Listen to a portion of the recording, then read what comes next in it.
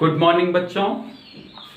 तो आज हम बात करेंगे एचसीएफ फाइंड करना यूक्लिड विभाजन प्रमेय के आधार पर।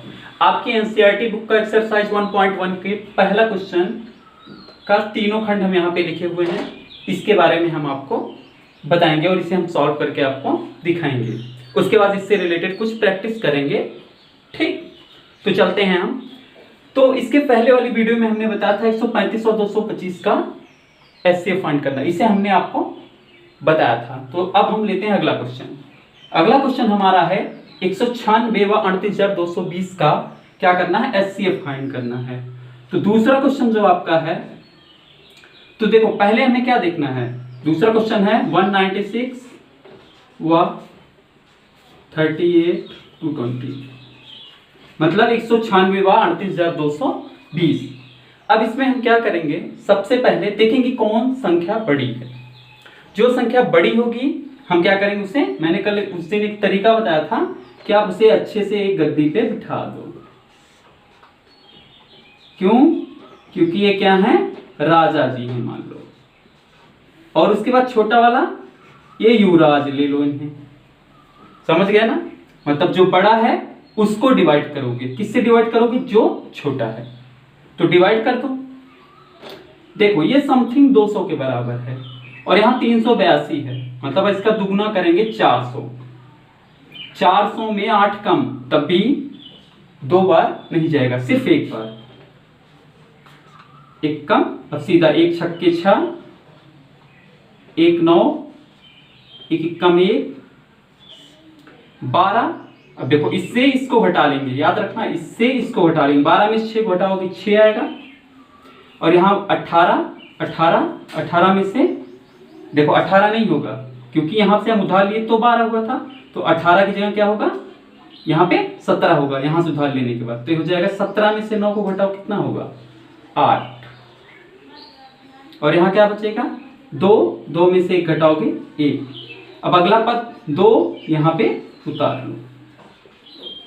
अब ये 200 के समथिंग, ये 1800 के समथिंग। तो मतलब 9 टाइम्स हम ट्राई कर सकते हैं। ट्राई कर लो।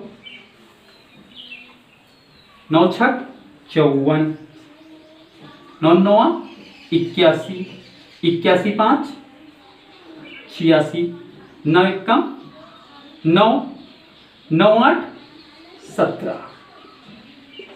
अब फटाक से फिर घटा दो। 12 में से 4 को घटाओगे 8 आएगा। अब यहाँ 5 बचा ना, 15 में से 6 घटाओगे 9 आएगा। और यहाँ 7 से 7 कैंसिल और 1 से कैंसिल, तो लिखने की कोई जरूरत नहीं है। अब देखो पहले हमने क्या लिया था, 38,220 को डिवाइड किया था 196 से। ठीक, अब देखो इसके बाद बचा क्या है, 0 बचा है ना, तो 0 को उतार दो। अब कितनी बार जाएगा, ये 200 के करीब, 1000 के करीब, तो समथिंग 5 टाइम्स। अगर ट्राई कर लो, अगर हो सकता है 6 टाइम, लेकिन एकदम एग्जैक्टली पता चल रहा है कि 200 पंचे 1000 और 1000 में 20 का मतलब 980। तो सीधा 196 में 5 से मल्टीप्लाई कर दो, सीधा आएगा 980।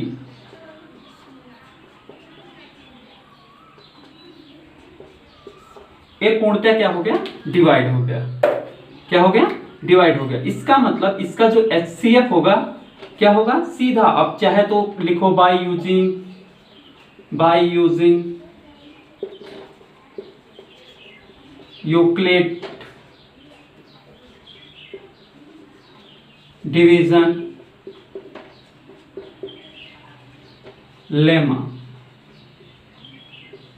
या आप सीधा लिख दो a बराबर BQ प्लस R। तो आप ऐसे भी लिख सकते हो। इसके बाद आप लिख सकते हो एक जगह क्या है 38,220, B की जगह 195 और 9 सॉरी B की जगह 196 गुणे Q की जगह 195 प्लस रिमाइंडर आपका क्या बचा, 0। तो क्या हुआ, रिमाइंडर इज इक्वल टू 0। कब बचा, 196 से डिवाइड, तो ये आपका एचसीएफ सीधा सीधा क्या हो जाएगा 195। तो याद रखना बच्चों, डायरेक्टली आपको इसे लिखने की जरूरत नहीं। अगर आपको कुछ नहीं समझ में आ रहा एग्जाम में, सीधा डिवाइड करोगे जिससे पूर्णतः डिवाइड हो जाए, जिस संख्या से वो पूरा पद डिवाइड हो जाए सीधा वही लिख देना। 196 से डिवाइड हो रहा ना, तो आपका HCF बी हो जाएगा। ठीक, समझ गया ना। अब चलते हैं अगले क्वेश्चन की तरफ। ठीक, अब अगला क्वेश्चन है तीसरा, 867 व 255। अब दोनों में बड़ा क्या है? 867 बड़ा है, सेम तरह वैसे ही एकदम अप्लाई कर दो। 255 ये कितनी बार?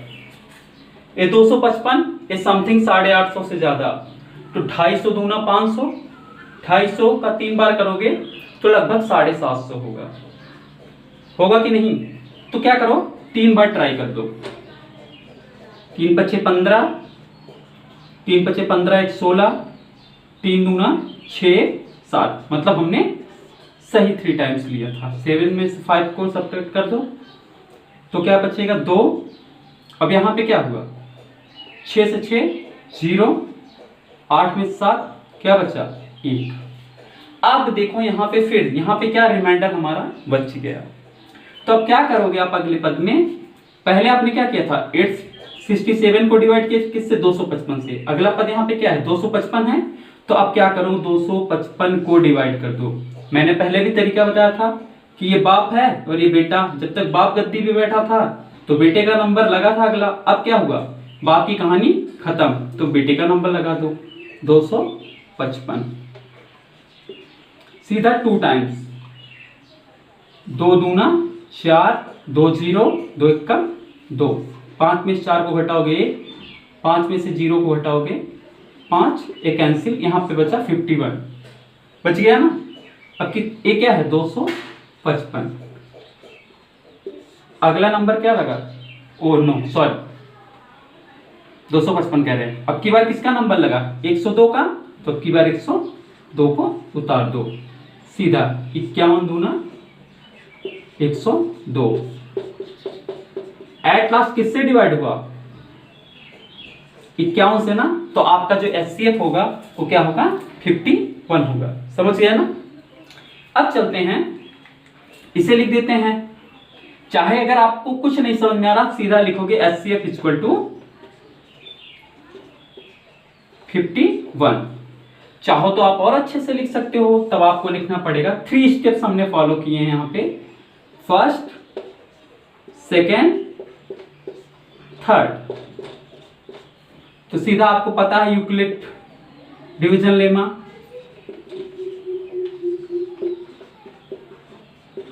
डिवीजन लेमा मतलब यूक्लिड विभाजन प्रमेय। सीधा सीधा आपको पता A बराबर BQ प्लस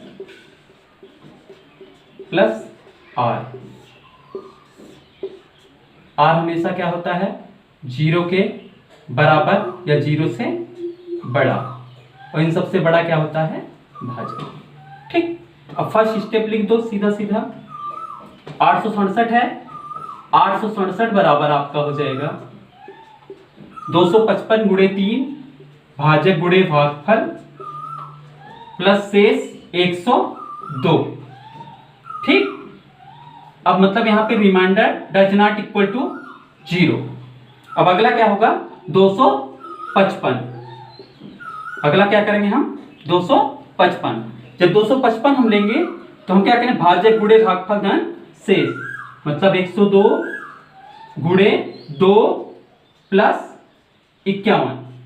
ठीक, और तीसरा क्या है? अब अगला क्या? 102 भाजक गुणे भागफल धन शेष क्या हो जाएगा आपका?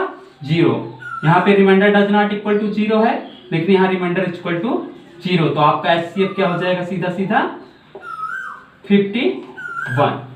ठीक, समझ गया ना इससे? ओके, तो बेटा आपका एक्सरसाइज 1.1 का दूसरा क्वेश्चन है। दर्शाइए कोई भी धनात्मक विषम पूर्णांक 6q+1 या 6q+3 या 6q+5 के रूप का होता है जहां q कोई पूर्णांक है। तो बेसिकली आप एक चीज पकड़ो, 6q+1। मतलब किसके रूप का है, बी क्यू प्लस आर के रूप का। किसके रूप का, बी क्यू प्लस आर के रूप का। ठीक, तो आप यहां से लिख लो पहले इसे ऐसे, मतलब इसे समझ लो बी क्यू प्लस आर के रूप का है, तो सीधा आप लिखोगे माना ए कोई विषम धनात्मक पूर्णांक है, धनात्मक पूर्णांक है, पूर्णांक है, तथा b बराबर 6, b बराबर हमने क्या लिया 6। ठीक, तो यहां पे देखो, पहले यहां पे चाहे सीधा लिखो बाय यूजिंग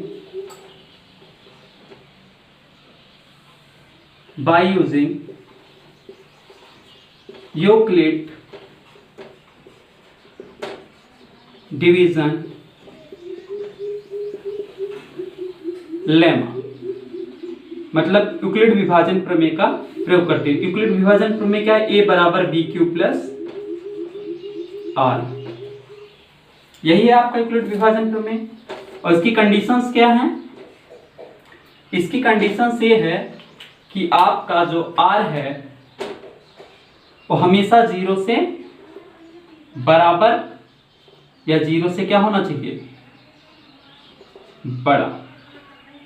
ठीक, या भाजक सबसे बड़ा होना चाहिए। यहां पे भाजक b बराबर 6 हम लिए हैं, तो b क्या है, अगर हम 6 + 1 को लेके देखें तो हमारा b क्या है, b हमारा 6 है और r 1 बच रहा है, मतलब लेसर है, मतलब यहां पर यूक्लिड विभाजन प्रमेय का आराम से काम करेंगे। ठीक है, तो क्या करते हैं हम सीधा पुट, अब इसे हम लिख लेंगे सीधा इस रूप में, a बराबर 6 + 1 के रूप का है, तो इसे लिख लो a बराबर 6 प्लस r। इसे इक्वेशन फर्स्ट मान लो। क्या मानोगे, इक्वेशन फर्स्ट। अब इसके बाद क्या करोगे, r = 0, 1, 2, 3 dot dot dot dot रखने पर। ठीक, अब जब ये r बराबर कहां रखोगे, वो 0, 1, 2, 3, 4 किसमें, इक्वेशन फर्स्ट में, इक्वेशन फर्स्ट। ठीक, क्या रखोगे, इक्वेशन फर्स्ट। हमने इक्वेशन फर्स्ट क्या लिया, 6 प्लस आर, एकदम आसान से याद रखना, ये एक विषम पूर्णांक है। तो जब हम r बराबर 0 रखेंगे तो होगा 6 हो गया। r बराबर जब हम 1 रखेंगे तो a बराबर होगा 6 प्लस 1। जब हम r बराबर 2 रखेंगे तो a बराबर होगा 6 प्लस 2, और r बराबर जब हम 3 रखेंगे तो a बराबर होगा 6 प्लस 3, r बराबर 4 तो a बराबर 6 प्लस 4, मतलब हम r जितना रखते जाएंगे उसी रूप का ये बनता चला जाएगा। तो हम देख क्या रहे हैं, 6 क्या है, 6 क्या है, ये सम संख्या है, मतलब ये क्या हो रहा है, सम। क्या है ये, सम। जबकि a क्या है, विषम, मतलब ये अप्लाई नहीं है। यहां भी ये क्या है, विषम, और 6 + 1 भी क्या होगा, विषम, विषम। तो ये क्या है, अप्लाई इस रूप का होगा। अगला क्या है, a बराबर 6 प्लस 2, ए भी क्या हो जाएगा, सम। क्या हो जाएगा, सम। अगला क्या है, 6 प्लस 3, ये भी क्या हो जाएगा आपका, विषम। क्या हो जाएगा, विषम। और 6 प्लस 4, ये भी क्या हो जाएगा आपका, सम। हो गया ना, एकदम आसानी। ए जब विषम है, यहीं से क्वेश्चन से देखो, विषम पूर्णांक है, यहां पे 6 एक सम पूर्णांक हो गया, क्योंकि डिवाइडेड बाय 6। कोई भी सम संख्या किसी भी संख्या से उसका गुणा कर दो, किसी भी सम संख्या का, किसी अन्य कोई भी, चाहे भाज्य हो चाहे अभाज्य हो, अगर उससे गुणा करोगे किसी भी संख्या से तो हमेशा संख्या सम आएगी। तो यहाँ पे क्या हुआ, 6 से गुणा किए तो ये क्या हो जाएगा, सम। लेकिन यहाँ सम तो हुआ, +1 जुड़ गया तो क्या हो गया, विषम हो गया। मतलब हमारी कंडीशंस अप्लाई, हम कह सकते हैं, आप नीचे लिख दोगे चाहे तो, अतः किसी भी धनात्मक पूर्णांक के लिए क्या हो सकता है, कोई भी धनात्मक विषम पूर्णांक 6q+1 या 6q+3 या 6q+5 के रूप का हो सकता है। ठीक, समझ गया ना। मतलब आप आसानी से यहीं से बता दोगे, यहां नीचे लिखना पड़ेगा आपको। क्या लिखना पड़ेगा, अतः हम लिख देते हैं, जगह नहीं है, चलो फिर यहां लिख देते हैं, अतः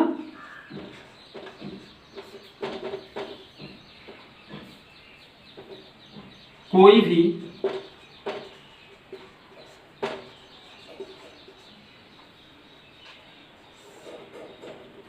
सीधा धनात्मक पूर्णांक,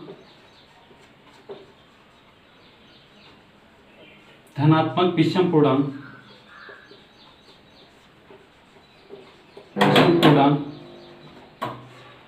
6q+1, 6q+3, 6q+5 के रूप का हो सकता है। ठीक, ओके।